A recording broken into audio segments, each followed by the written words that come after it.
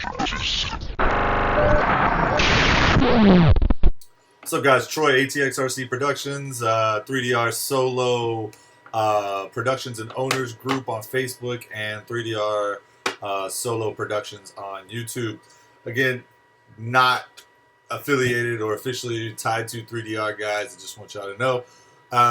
Just doing this out of love for the solo and what I'm doing, and for you guys, really, to get you guys the experiences and kind of help dissect what's going on online. You know, there's a lot of stuff going online. That's what this chat is going to be about. I kind of wanted to get together and talk in general about this huge plethora of videos, whether you like them or not, that I've been putting out. I've got a lot of information in there, guys. I know that it's not edited for everybody's perfect situation or how everybody likes to read it or listen to it or whatever. Some people like my style, some people don't.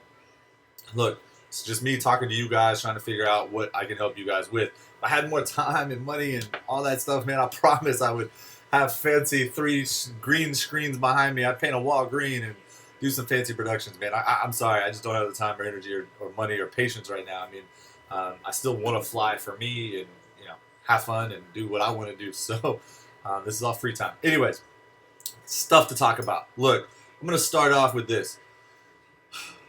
I don't care if you're a DJI fanboy or you just enjoy DJI. I run a DJI flight controller. Again, guys, I don't mind DJI products.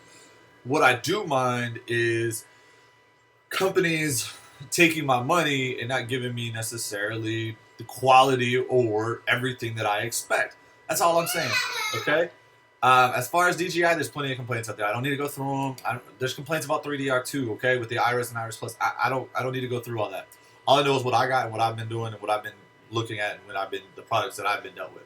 All I can say is 3DR treated me well and a lot of other people well in the last couple of months. Again, it's not about DJI versus 3DR for me. It's about what I'm getting and the quality, and the future of that product is really what I'm thinking about. I don't buy something in the now just for the now. Yeah, the DJI Inspire is great. It is. I find it funny that everybody compares the $2,000 Solo. Yes, that's gimbal, GoPro, and really you can get a GoPro for $250 if you want to go with a 3 Plus Black, which is more than comfortable in a Solo. So really, it's less than $2,000. But everybody always jumps to, hey, it's the same price as an Inspire. It's not. It's much cheaper than an Inspire. It's not even the same. People always say, well, if you want to go really far, you might as well get an Inspire. Okay, go get an Inspire. I'm not telling you to take a Solo or to go buy a Solo because you want a long-range machine. I'm telling you to buy a Solo because you want something solid, that's up close and personal and it's fun, something that is different. And I promise you, this is not flying your Inspire. Everybody I've had fly it that flies other stuff, they understand immediately that it's different.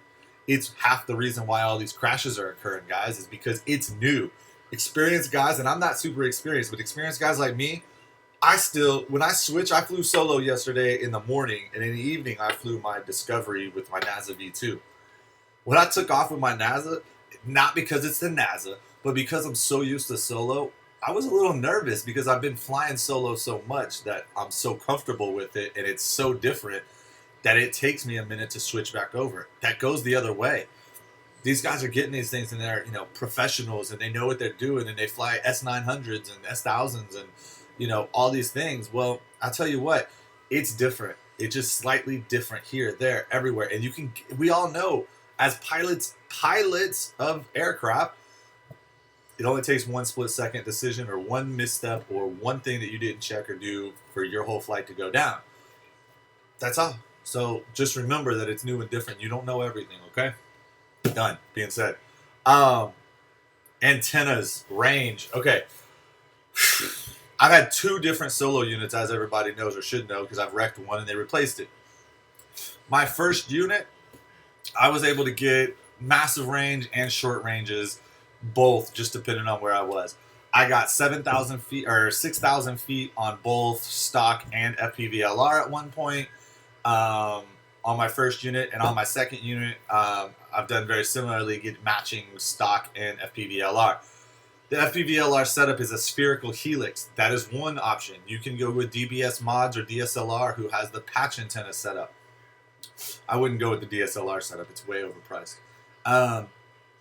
or you can go with a Free Sky dipole, extra long, 5 dB uh, rubber ducky. There's a lots of different things you can do. I suggest maybe getting the dipoles for sure, and then picking one of the other two kits to choose from if you really want cleaner reception on your video, which you will get immediately. Um, Longer ranges in most situations. For the most part, if you're not getting longer ranges, you're definitely, that clarity is where it's gonna, the solid and the clarity and the of the video feed and everything is gonna tighten up. Where in a shorter, or with the rubber duckies from the stock setup, they probably would start dropping out sooner. Environment, guys, is key. I'll say that not only and when I say environment, I even mean like the air, what's going on in the atmosphere, like atmospheric pressures, and uh, what's it called, dew points, and just everything, moisture in the air, cloud cover. There seems to be issues with lots of different things that cause slightly different effects. And I'll tell you, it makes sense. Remember radio waves. If you don't know how radio waves work, you should go look it up. I'm not a pro on it. I don't study radio waves. There's lots of guys out there that know tons more information about this, and you're going to look at this and go, you're an idiot. That's fine. Radio waves travel in waves, okay? They travel through the atmosphere. Atmospheric conditions, in theory, affect those radio waves. So I'm just saying, and I say this because 2 different test runs with the FPVLR setup and stock, the exact same location, 1 week apart with different atmospheric conditions. One day was a little overcast and muggy-ish, and the other day was nice, bright, and clear. Muggy day, I got 6,000 feet out of both, roughly.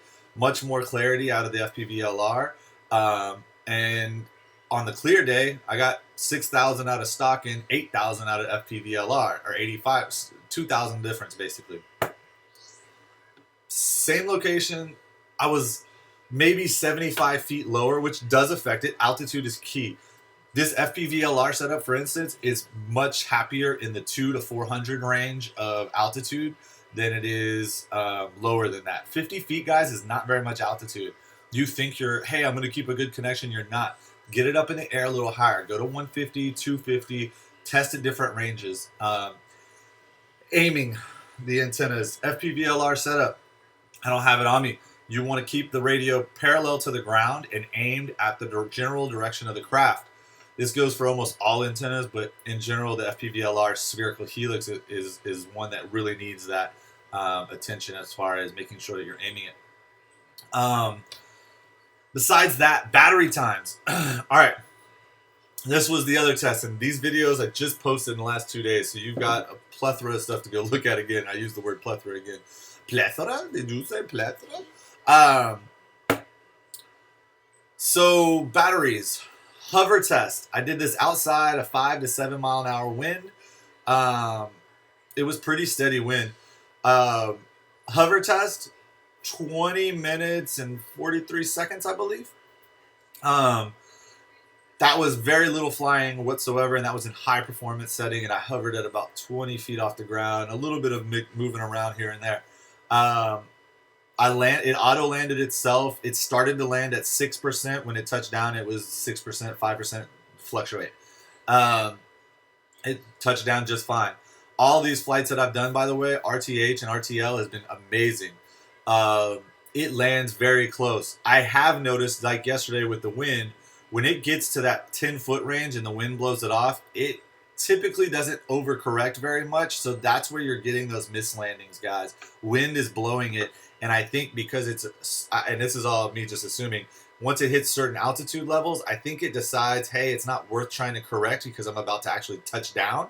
So I think that's why people are getting drifts right at the end. So be careful with that.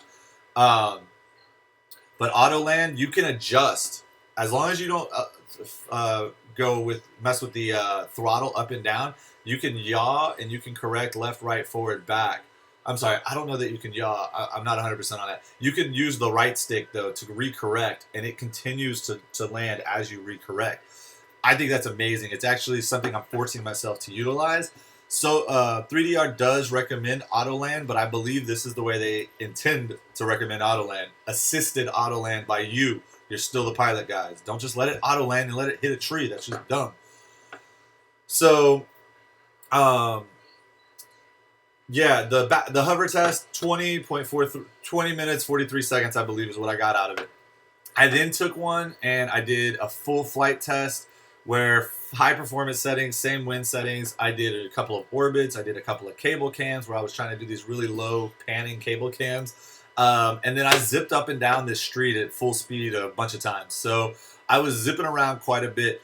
I'll tell you, I was super impressed. I was not expecting to get what I got. I got almost 19 minutes out of this pack. I basically lost 1 minute and 45 seconds, 2 minutes worth of flight time between hovering and between pretty heavy work or moderate work. I was impressed. I'm gonna have to repeat it. I have 4 packs and I only did 2, but we'll keep doing some testing. But now that I have it on video, I just thought it was pretty amazing that it seems to not really care that much or use that much more power. I also am going to do them at some lower performance settings just to kind of gauge whether the performance settings really does have an effect. Besides that, guys, yeah, 3DR Solo is hitting the shelves everywhere. People are getting them from Best Buy. They're showing up, blah, blah, blah. Gimbal comes up next month, guys. We're still waiting on it. Yes, it would be nice to have it. I'm dying to get it and get some test in with it. But props from B&H, just so you know, did ship 2 days ago. Batteries are still on hold. I don't know. I still got 2 supposedly coming from them. One I paid for and one that they still owe me. So that's all for today. I just wanted to again give a quick wrap up. You guys have any questions or anything y'all want, hit me up, man. Leave me messages here. I reply to all y'all's comments usually pretty fast. Ask questions and we'll try to get something else done. That's about it, man. Y'all have a happy 4th of July. I'm going to go shoot fireworks with Ike, and I don't think I'm going to use Solo to do it just because I have a better tool currently. If it had the gimbal, yes, I would. But I'm just not really in the mood to fly a Solo late at night, on 4th of July with crazy people popping fireworks. I'll take the big guy out. So, yeah, man. Fly safe, fly smart, fly 3DR, guys. ATXRC Productions, 3DR Solo Productions and owners, 3DR Solo Productions, all that jazz, guys. Appreciate it. Love the sport. Peace.